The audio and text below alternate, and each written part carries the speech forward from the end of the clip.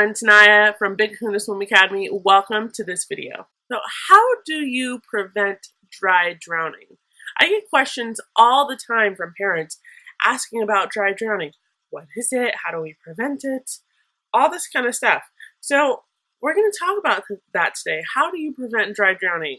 But first, what is dry drowning? If I were to go out and survey all the people I've talked to and ask them if they know what dry drowning actually is, they either wouldn't know or they would give me a wrong answer. So say someone is swimming in the water, right? And they don't know how to swim and they start to drown. You know, typical, you see them going under because they don't know how to keep themselves up, all that kind of stuff. There's two different things that can happen when they drown. One, their airway doesn't close and water goes into their airway and into their lungs. When they're to be brought out of the water, water would be in their lungs. The second thing that can happen is their airway actually closes up. It's a natural response our body has. When water goes into our airway will close up. That is dry drowning. So anytime you hear about someone that drowned and died from drowning, if they do an autopsy on the body, and if they find water in the lungs, that's wet drowning, which isn't as common. If they don't find water in the lungs, that's dry drowning. So you must be thinking, well, if that is dry drowning, what is it that everyone's talking about? So what everyone's talking about out there, what the big hype is what's called secondary drowning. So secondary drowning is when, say, you go swimming and you inhale water, water gets into the lungs, right? So that spasm that happens in the airway doesn't happen and water gets into your lungs. After that happens, the water that's in your lungs can cause inflammation or something called edema, which is swelling. The edema can occur anywhere from hours after initial contact or days after initial contact. And sometimes the case is so severe that what happens is that the small air sacs in the lungs become inflamed and swell and thus can't let oxygen go into your bloodstream. So the oxygen to your bloodstream is cut off. And that's when secondary drowning happens. So what are the signs of secondary drowning? This is something I really want you to pay attention to. Write these down even at home if you're watching this.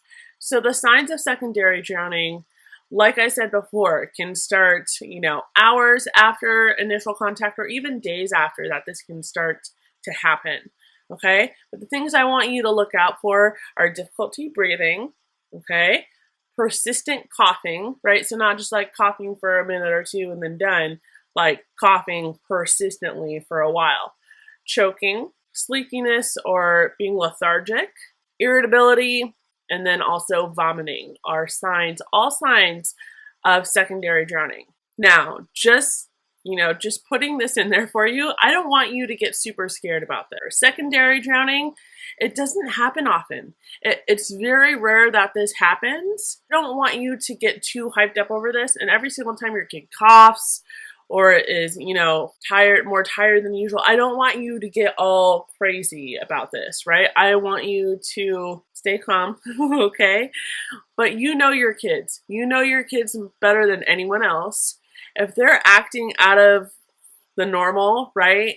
And, you guys recently in the last couple of days or something like that went swimming and they inhaled water and you noticed it, or even if you didn't notice it, then, just to be on the safe side, I would take them to either urgent care or to your doctor. But again, I don't want you to get all freaked out about this because secondary drowning doesn't actually happen that often. Wet drowning and dry drowning, those types of drowning happen more often than secondary drowning happens. But it is something that you should be aware of, and it is something that you should know the signs of in case it ever does happen to you or a loved one. Now, the big finale. How do you prevent drowning? How do you prevent dry drowning, wet drowning, secondary drowning? How do you prevent those? The biggest way to prevent drowning, no matter what kind it is learning the 8 basic water safety skills. Those are the skills we teach here at Kahuna Swim Academy. They are life-saving skills that will save you and your family's life if you're ever in a situation around water. Whether you're swimming for fun or you accidentally fall into the pool or a lake or whatever, these skills will help save your life. The 8 basic water safety skills are designed to not only keep you safe, but also to have a sustained time of swimming to where you could swim all day long if you had to and wouldn't get tired. You must be thinking, what? That's crazy. Yeah, I know. But really, these skills are such a vital part of just being a human, right? You never know what kind of situation you're ever going to be in throughout the rest of your life. So knowing these skills and being prepared for any aquatic environment is essential. If you don't know what the 8 basic water safety skills are, there is a link down below to our video on the 8 basic water safety skills. Go ahead and check that out if you haven't done so already. Also, another thing that you should do is get a pool fence if you have a pool at your home. A pool fence, we have one, we just got one installed recently where I'm living so that my daughter can't get into the pool area, and it's a mesh type of fence. I did a video on pool fences last week and I showcased our fence in the video, so if you want to check that out, there's a link down below for that as well. But like I said, 8 basic water safety skills, make sure you and your loved ones know those and have those life-saving skills that will protect you in any aquatic environment. And also pool fence. If you have a pool at home, get a pool fence. Or if you have a family member that has a pool at home, you know, urge them to get a pool fence as well. So that concludes our video for today. Thank you so much for being here. Again, my name is Tenaya from Kahuna Swim Academy. If you like this video, give it a big thumbs up. Go ahead and share it with anyone and everyone you know. With your help, we can spread the word about water safety and drowning prevention all across the globe.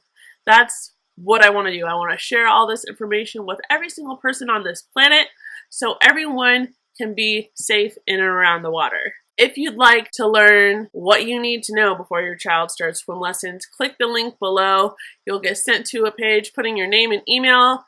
Click give it to me now, and you will get a video sent straight to your inbox on what you need to know before your child starts swim lessons. So thank you so much for being here today. I super appreciate it. I hope you enjoyed this video. Leave a comment, like I said, like it. Subscribe to my YouTube channel, our YouTube channel here. And until next time, swim safe out there.